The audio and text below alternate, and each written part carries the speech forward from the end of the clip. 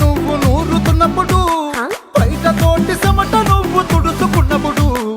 దండాన నీ సొక్కారేస్తున్నప్పుడు నీ ఒంటి వాసన తెగ గుర్తొచ్చినప్పుడు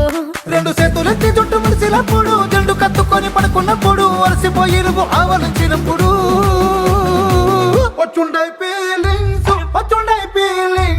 వచ్చి వచ్చి చంపేస్తుండై